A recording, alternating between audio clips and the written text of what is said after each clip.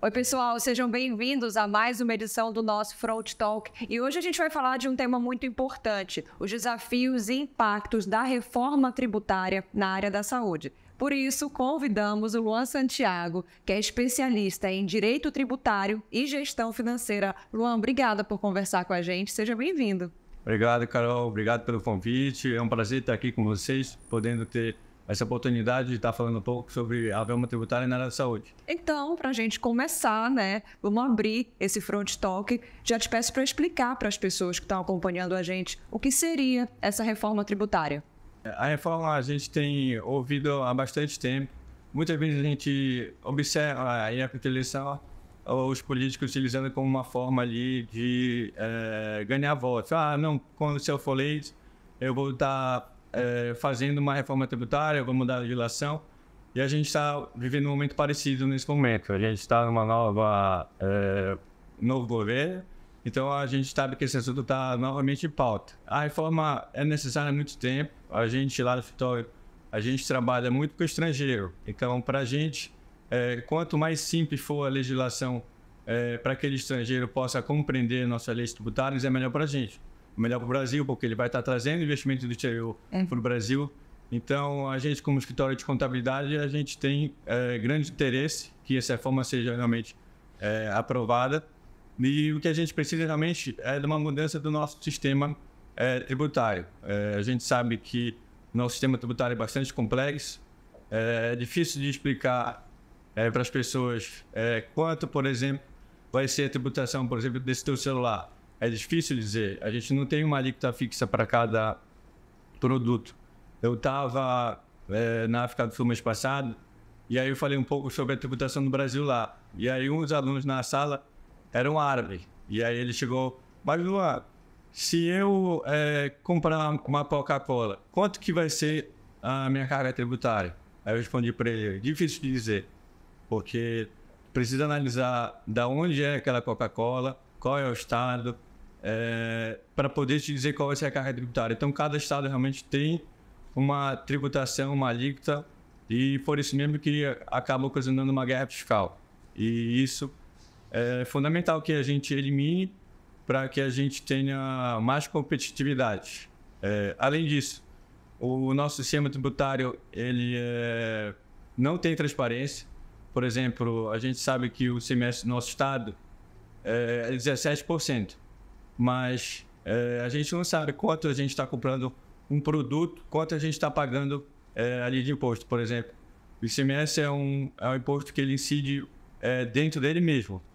Então, a alíquota é 17%, mas como ele incide isso por dentro, a alíquota dele efetiva é muito maior. A energia elétrica, por exemplo, se você vê na energia elétrica, tem lá 25% que é a sua alíquota de energia elétrica. Mas no final, como o ICMS é por dentro, tem uma incidência muito maior da carga tributária da energia elétrica. E tu achas que essa reforma vai trazer mais transparência, então, para a gente saber que impostos a gente está pagando?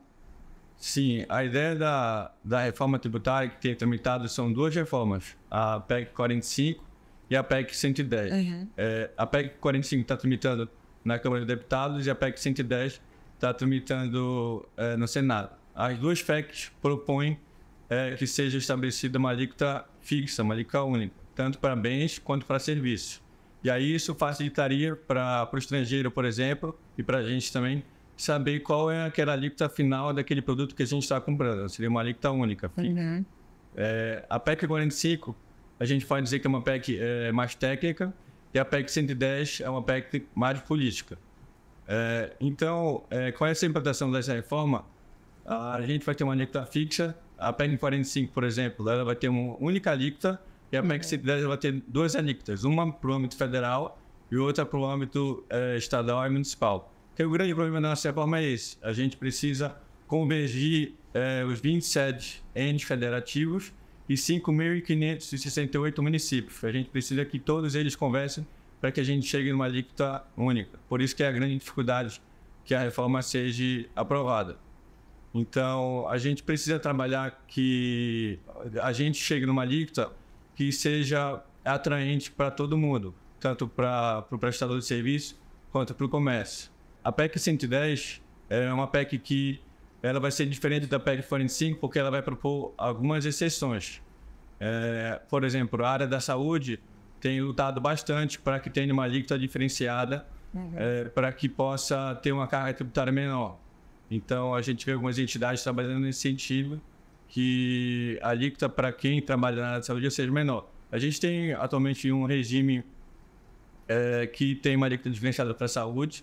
Então, o ideal realmente é que nessa PEC 510 a gente também possa ter uma alíquota diferenciada para vocês. Entretanto, a PEC 45 não. A PEC 45 ela é bem taxativa.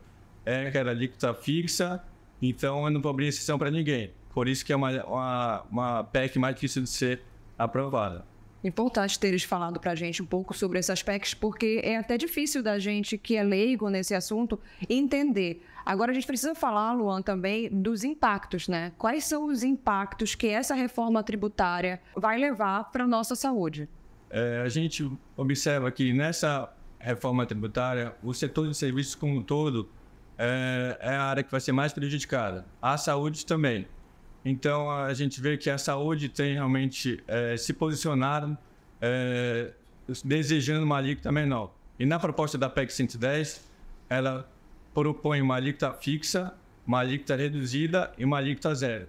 Nessa alíquota reduzida, está ali algumas áreas de interesse, como a área da saúde, educação, que vão ter a possibilidade de ter um benefício ali de uma carga tributária menor. Então, por isso que eu acredito que a PEC 110 está mais disposta a ser aprovada.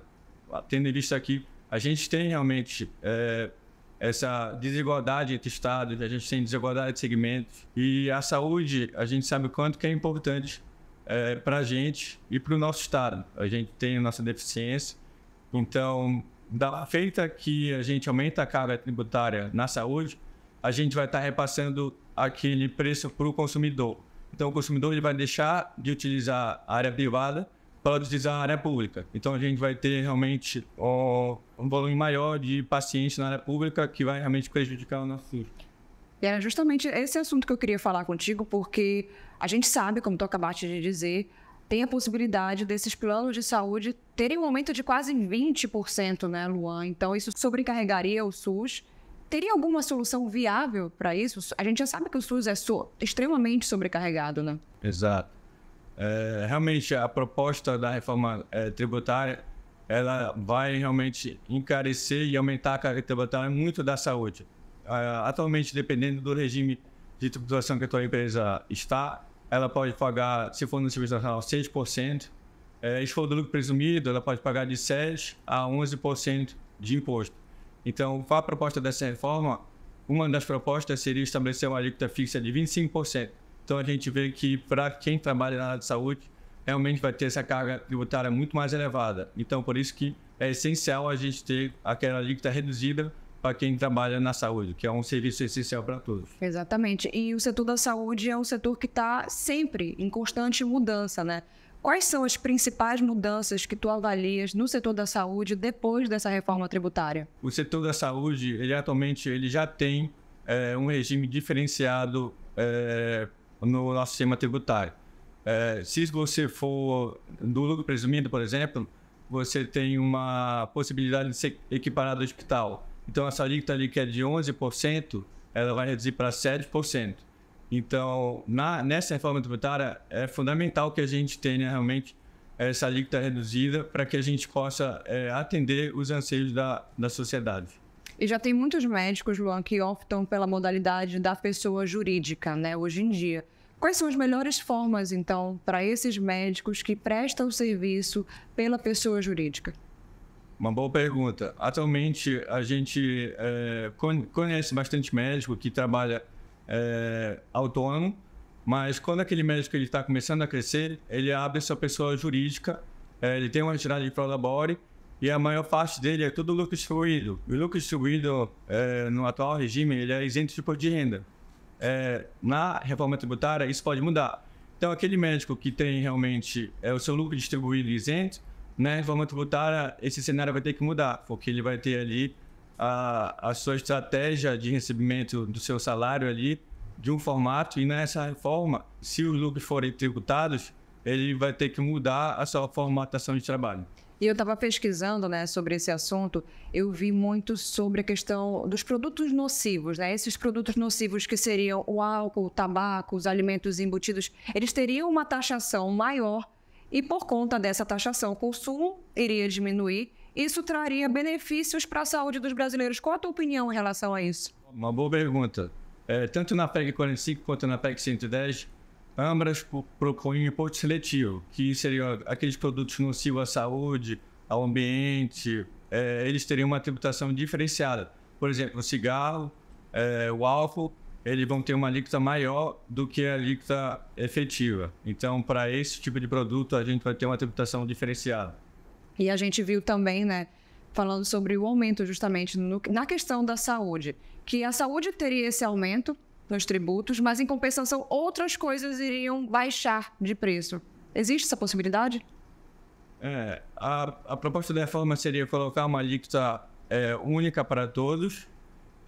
Embora os prestadores de serviços como o da saúde paguem mais impostos, eles vão pagar menos impostos em outros segmentos. Então haveria essa compensação de um imposto pelo outro. Por isso que a proposta da reforma seria ter um prazo ali de transição, que a proposta seria até 50 anos, então a gente faria isso de uma forma gradativa, para que realmente essa mudança possa ser efetivada e haja essa compensação na mudança dos tributos. Era justamente isso que eu queria te perguntar para a gente finalizar, Luan. Todo mundo está falando sobre isso, causa um certo desespero em muita gente, né? Pensar, nossa, vai ficar tudo mais caro. Mas então, para as pessoas ficarem tranquilas, eu queria esclarecer isso para a gente. Isso tudo vai ser de forma gradativa, né? Exatamente. E a gente tem discutido essa reforma há muito tempo. Então, são vários setores que têm interesse ali que seja feito da melhor forma, que seja compensada a desigualdade de estados, a desigualdade de segmentos. Então, a gente espera que o setor da saúde tenha realmente uma alíquota reduzida para que a gente não tenha o sistema público com uma carga de atendimento muito alta. Exatamente. Luan, muito obrigada por conversar com a gente. Seja sempre bem-vindo ao nosso Front Talk. Assuntos de relação à contabilidade, a gente pode contar com você, né? Com certeza. Obrigado, Carol. Parabéns aí pela iniciativa, parabéns pelo canal e obrigado. Obrigada pela sua companhia. Fique ligado na próxima edição do nosso Front Talk. Até lá!